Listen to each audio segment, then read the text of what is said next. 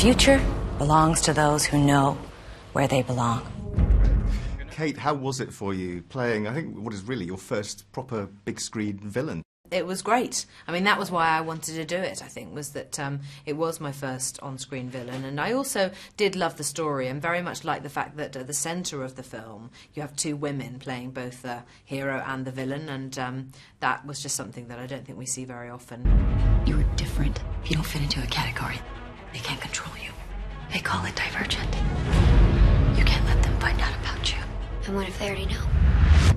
I was very struck by this idea that when a person becomes 16 years old, you know, that's the sort of the centre of those teenage years when there are so many questions and when it's a very confusing time, I think, in a young person's life, and they're really trying to figure out who they are.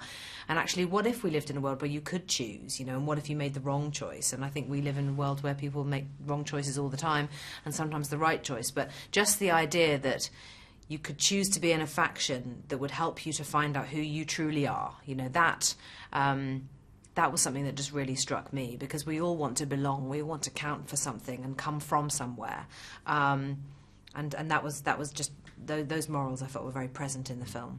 And you were surrounded by very young actors on set. What was it like when, because I think they'd been filming for a while when you arrived. What was it like, how did they react to you when someone of your experience turned up? Well, when this old hag, because I did feel old, I walked on set and I was like, oh my God. Okay, pin the face back behind the head. I'm just ancient next to these guys. No, it was a really interesting feeling. I felt a little like I'm sure Emma Thompson might have felt when I first worked with her. And I would listen to her over and over again say, oh God, you look so young, and oh God, I'm so old. And I suddenly did feel a bit like that. It was really funny. Amazing, isn't it? Everything we think of that makes up a person. Thoughts, emotions, history. All wiped away by chemistry. They were intimidated, I have to say. When I walked onto the set, I was like, hi! And then I realised they were all really quite nervous. And then I thought, I'm just going to let you be nervous for a couple more days. That's fine with me.